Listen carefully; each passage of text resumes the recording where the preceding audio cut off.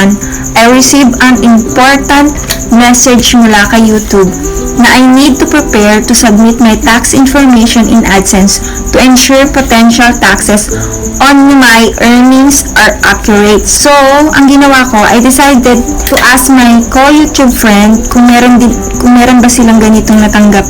And they said yes, meron nga. So, I decided to click the whole message at ito ang nakasaad dun sa message ni YouTube.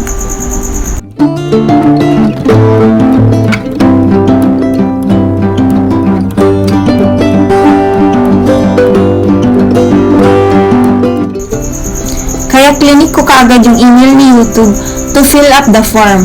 And how to do that? Just continue watching.